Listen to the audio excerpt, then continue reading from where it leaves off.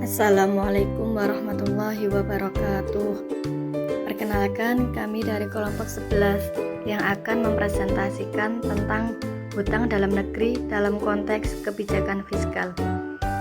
Kami yang beranggotakan saya sendiri, Naimatu Rizky Putri Solihah 1952310087, Ria Istajib Ramadhani 1952310088, dan Nurul Mardiah 1952310089. Pengertian pinjaman dalam negeri. Pinjaman dalam negeri adalah setiap pinjaman oleh pemerintah yang diperoleh dari pemberi pinjaman dalam negeri yang harus dibayarkan kembali dengan persyaratan tertentu sesuai dengan masa berlakunya Pasal 1 Angka 1 Nomor 54 Tahun 2008 tentang tata cara pengadaan dan penerusan pinjaman dalam negeri oleh pemerintah. Berdasarkan bentuknya, pinjaman dalam negeri merupakan pinjaman kegiatan, sehingga pinjaman dalam negeri digunakan untuk membiayai kegiatan tertentu pada kementerian, negara, atau lembaga. Kegiatan tertentu Pemda melalui penerusan pinjaman, kegiatan tertentu BUMN melalui penerusan pinjaman, dan kegiatan tertentu perusahaan daerah melalui penerusan pinjaman ke Pemda. Kemudian ada prosedur pinjaman dalam negeri. 1. Kementerian negara atau lembaga, pemerintah daerah atau BUMN. 2. Menteri Perencanaan Pembangunan Nasional. 3. Menteri Keuangan. Dan yang keempat, Menteri Perencanaan Pembangunan Nasional. Manfaat pinjaman dalam negeri. Pertama, sebagai alternatif sumber pembiayaan untuk menutup gap. 2. Mendukung pembangunan infrastruktur. Ketiga, mendukung pemberdayaan produksi industri strategis dalam negeri. Selanjutnya ada landasan hukum pinjaman dalam negeri. Yang pertama, Undang-Undang Nomor 24 2002 tentang Surat Utang Negara. 2. Undang-Undang Nomor 17 2003 tentang Keuangan Negara.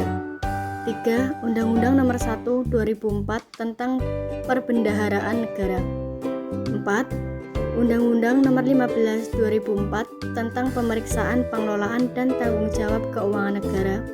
Dan yang kelima, Undang-Undang Nomor 19 2008 tentang Surat Berharga Syariah Negara. Indikator kesehatan utang negara. Alat ukur atau indikator yang digunakan untuk menilai kesehatan ekonomi pemerintah dan tingkat utang suatu pemerintah adalah rasio utang terhadap PDB-nya. Beberapa negara dengan rasio utang terhadap PDB yang kurang dari 40 di tahun 2019 adalah Korea, Hong Kong, dan Rusia.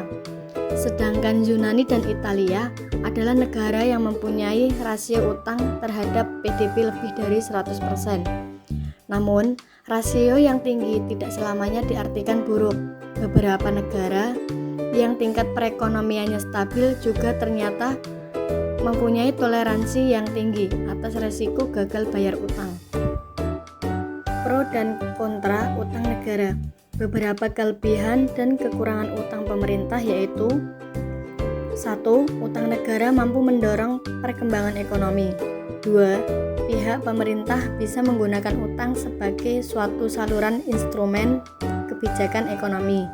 3. Penerbitan surat utang mampu merangsang pasar obligasi dan korporasi yang tengah berkembang. Beberapa pengkritik menilai bahwa utang negara mempunyai banyak kelebihan. Di antaranya yaitu 1. Utang negara bisa melahirkan efek crowding out.